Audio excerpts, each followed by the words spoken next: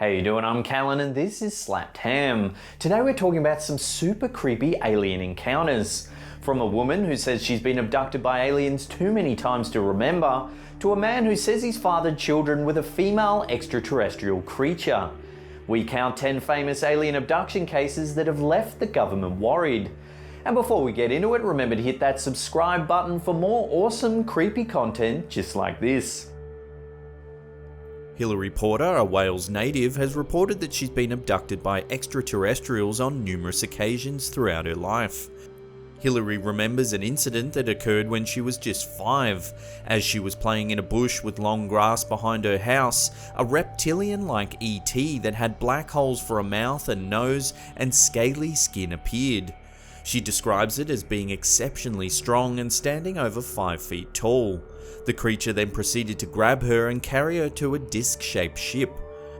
Hilary was then stripped bare and put upon a bed where the ET began prodding her with a variety of instruments.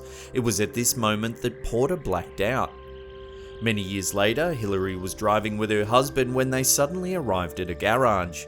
Neither of them remember how they got there. Later that day, as she was undressing, she noticed a triangular red suction mark on her belly. After being abducted countless times, Miss Porter claims to regularly suffer from migraines, as well as waking up with bloodstains on her clothes and bruises and scratches on her body at various times. Hilary, who has even worked for the Ministry of Defence, has recreated images from her memories of these extraterrestrials. She also claims of being able to communicate with these beings telepathically, and that their purpose of visiting Earth is to collect human genetic material. On September 19, 1961, an American couple, Betty and Barney Hill, claimed to have been abducted by aliens. Their detailed accounts would become known as the flagship case of alien encounters. It all began on their way home to New Hampshire from visiting Niagara Falls. While driving down Route 3, Betty noticed a strange light in the sky. At first, she thought it must have been a falling star, only it began to move erratically in different directions. After watching the strange light for some time, the couple pulled over just south of Twin Mountain so they could take a better look. Betty examined the bright light with a pair of binoculars, and what she saw was a spinning disc with what appeared to be windows running its length. At first, they thought it was simply an airliner, but the craft suddenly descended in their direction with bright flashing lights. The couple returned to their car and drove to a nearby mountain pass, Franconian Notch.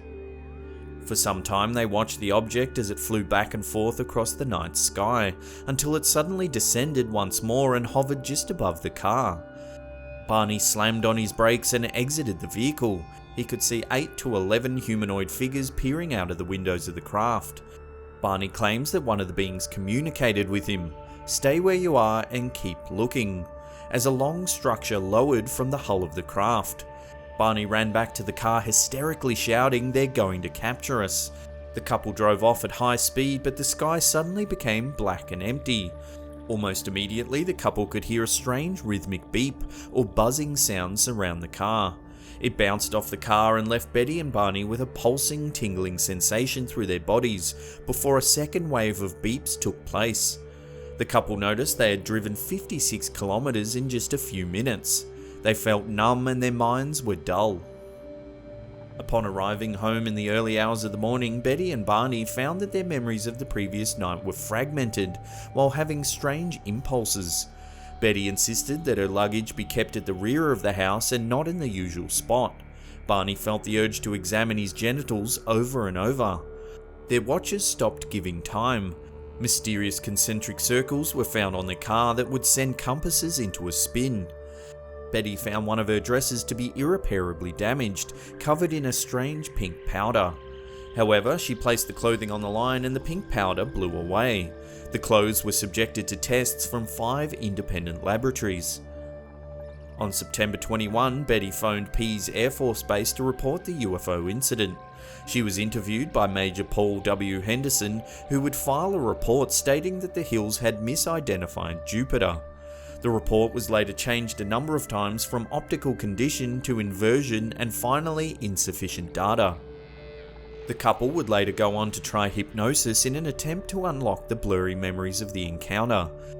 They were referred by psychiatrist Dr. Stevens to hypnotist Benjamin Simon of Boston. Barney's hypnotherapy sessions revealed memories of being taken aboard a craft and getting examined by 3 humanoid figures. Under the hypnosis, Barney said things like, "Oh, those eyes, they're there in my brain, and I was told to close my eyes because I saw 2 eyes coming close to mine, and it felt like the eyes had pushed into my eyes." Barney described a dome-shaped object placed over his genitals to retrieve a sperm sample. A long tube was inserted into his anus, his skin was scraped. The humanoid examiners studied his ears, hair, and teeth. One seemed to be counting the vertebrae of Barney's spine. The beings seemed to be communicating through telepathy, and a strange and unknown language was heard by Barney several times during the encounter. Betty's sessions were remarkably similar to Barney's, with many matching and telling details. She showed considerable emotional stress during one of the sessions, which had to be ended early due to anxiety. During one session, Betty recalled a star map that had been shown during the abduction. Dr. Simon suggested she recreate the star map as a way of processing her memories more clearly. She drew the map and explained that the long solid lines were trade routes, while the dotted lines were stars less visited. Local newspapers broke the story to the public, with the Boston Traveler boasting the front page headline, "UFO Chiller, Did They Seize Couple?" In 1966, writer John G. Fuller, with the aid of the Hills and Dr. Simon, wrote a book detailing the abduction called The Interrupted Journey, which became a huge success.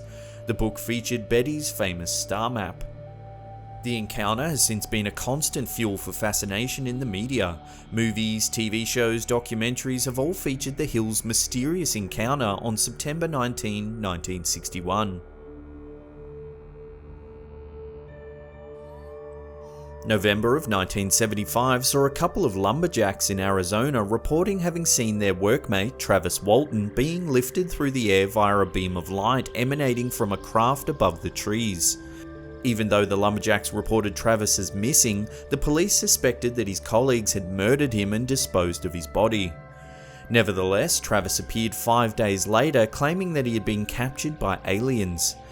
He recalled waking up on a table surrounded by little creatures in orange gowns. He described their skin as being smooth and chalky, with bald heads that were disproportionate to their bodies. Also, their eyes were shiny, brown, and huge. Walton then escaped from the creatures and met some humans on board the UFO who were dressed in blue overalls. Instead of speaking to him, the humans applied a gas mask on his face, which made him lose consciousness. The next thing Travis remembered was waking up on a roadside in Arizona. Many of the stories that involve being abducted by aliens usually miss one important element that can verify their credibility: a witness. Well, this particular incident, which occurred in 1976, involved 4 men that reported to have experienced the same abduction. It was a secret that they almost went to their graves with.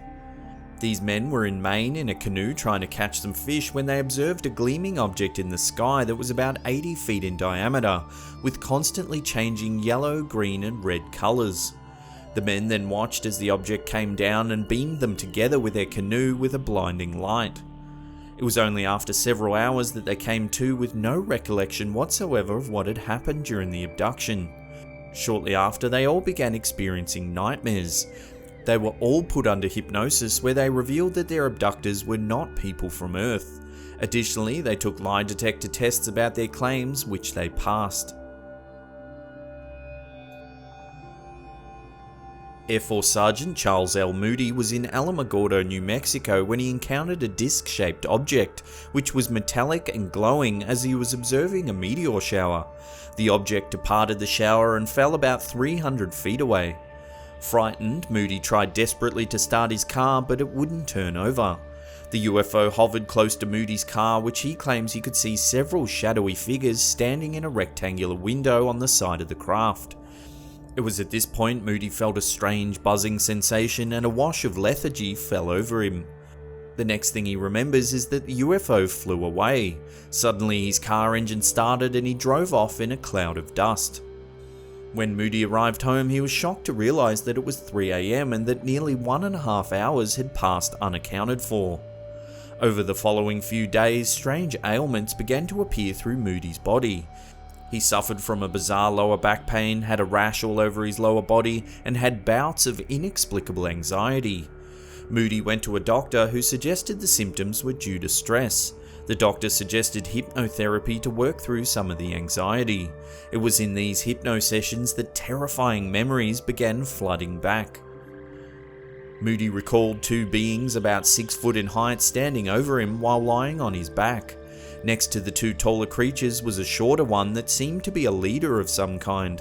It was wearing a silver suit and had whitish grey skin with a large bald head. He then claims he was shown around the ship. The aliens showed Moody something they referred to as the drive unit and explained that they were only on a landing craft. The mothership was apparently in orbit some 400 miles away. At this point, the Air Force sergeant was made unconscious again. Moody awoke in his car, dazed and confused as to what just happened.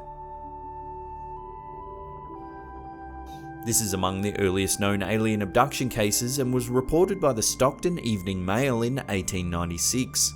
Colonel Shaw had been travelling in a horse carriage together with a companion, and they were headed towards Lodi, California. Their horses suddenly became startled after they saw 3 strange beings by the side of the road. The creatures appeared to be slender humanoids that were about 7 feet tall, bald with soft velvet skin covering their bodies. They didn't communicate, but rather warbled towards them in a strange chant. They were holding lamps that seemed to shine unnaturally bright. The humanoids were indescribably beautiful according to Shaw. They attempted to lift him and carry him away, but Shaw proved to be too heavy for them. They then put him down and floated away. Shaw attempted to follow them, but they reached a huge spaceship which flew away. Jesse Long was only 5 years of age when he met with and was abducted by ETs for the first time. He'd been playing in the woods with his brother when they came across a round structure in a small clearing. It was then that a tall figure surfaced and paralysed them. Long then recalls being carried into the craft and being put upon a table. He then saw and felt figures around him prodding his legs. Long claims that he was then abducted multiple times over the next few years. Some of the experiments included extracting his sperm to make a crossbreed with an extraterrestrial female. Long says that in 1990 the aliens presented to him a baby that they claim was his. He was then introduced to a further 9 of his hybrid alien kids. Antonio Villas Boas, a Brazilian farmer, saw a red-like star in October 1957. As the light got closer, Boas began making out the shape of a spaceship. It used 3 leg-like structures to land on his field. He attempted to escape in his tractor but was quickly captured by a small humanoid that had blue eyes. Boas says he was taken to the ship and covered with a gel-like substance. He claims to have been forced into having sex with a female creature that had pubic hair which glowed red. The aim of the aliens was to create hybrids that would be raised in outer space. He was then escorted from the craft and arrived on Earth about 4 hours later. Boas had burns on his body and complained of nausea and headaches. Doctors eventually diagnosed him of radiation sickness. Harold Dahl and Fred Chrisman claim they were working as harbour patrolmen near Maury Island when they observed about 6 disc-shaped objects approximately 2,000 feet above their boat. It's approximated that they were about 100 feet in diameter plus a central hole which was about 25 feet. According to the 2 men, one of the craft poured a strange substance that resembled lava or white metal onto their boat. The mysterious liquid is thought to have broken a worker's arm and killed a dog as it landed on their boat. Dahl claims that he was later contacted by a strange man wearing a black suit and was told not to talk about the Maury Island incident. Later, Chrisman and Dahl were contacted by an Air Force intelligence officer who was curious about the case. After recording all the details of the encounter, the Air Force officer died in a mysterious car crash on his way back to California. Some historians think that the Maury Island incident was a hoax. They believe Chrisman and Dahl made the whole thing up in an effort to sell the story for money to a local magazine. Others think the encounter has too many details to be possibly fake. It's now known as one of the most famous alien encounter cases in recorded history. Before we get to the number one spot and take a look at one of the most detailed alien abduction cases ever recorded, remember to hit that subscribe button and turn on channel notifications. That way you'll be up to date with all our latest content.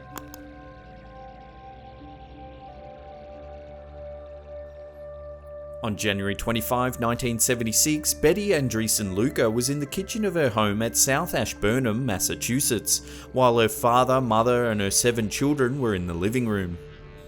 At around 6:30 p.m, the lights in the house suddenly flickered and went dark for a moment. This was followed by a reddish-orange pulsating light that shined through the kitchen window.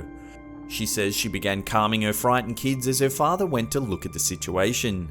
This is when he saw a clique of strange-looking humanoids approaching the house in a hopping motion. The 5 creatures came into the house through the wooden door. The frightened family was then suspended into the air in a state of unawareness. One of the creatures then went over to her dad while the leader of the ETs approached Betty and established telepathic communication with her. He seemed to be about 5 feet tall while the other 4 looked to be around 4 feet tall. Additionally, they had pear-shaped heads, wide eyes and very small noses and ears. Their mouths, it seemed, were slits that looked like scar lines to Betty. Additionally, each of the creatures had a blue uniform complete with a brown belt. There was also an insignia of a bird which was fixed on their sleeves. They only had 3 digits on their hands, they had boot-like attire on their feet and seemed to float instead of walk. Nevertheless, Betty's initial feelings of fright were quickly calmed by an overpowering sensation of friendship. When Betty expressed her concern for her family, the beings released her daughter, Becky, who was 11 at the time, temporarily from her unawareness state to assure her that they meant well. Betty was then taken outside and made to board a small craft that was perched on the side of the hill, whose slope faced Betty's backyard. The craft looked somewhat like 2 saucers, with one inverted on top of the other, with a small structure at the top. This small craft then ascended and joined a larger parent craft in the sky. It was here that Betty underwent a series of physical examinations using strange equipment. Moreover, she described being taken to a strange place where she was given lessons on some bizarre object, which made her have painful yet ecstatic sensations. She was then returned by 2 ETs back home at around 10:40 p.m. Here, she found her family still in a suspended animation, with one being that had been left behind to watch over them. The creatures then used some form of mind control to remove them from the suspended state, put them into bed, and then left. Betty says that the ETs had instructed her to forget about them until the time was right, and that there were certain memories locked in her mind that she would unlock in due time. Betty was a devout Christian who had never heard of anything to do with extraterrestrials before that, and actually thought the creatures to be from her religious beliefs. Additionally, she had only had 10 years of schooling, and her interests only revolved around her family and church. A year-long investigation was carried out to determine the authenticity of her claims, where she and her daughter were passed through lie detector tests, hypnotic regression sessions, and character reference checks. Both Betty and her daughter passed the tests. Well, here our alien overlords are nearly here and I'm about to be probed. So before that happens, remember to hit that subscribe button or leave us a comment down below which one of these alien abduction stories you thought was the creepiest. And that's it from me, I'll see you all next time.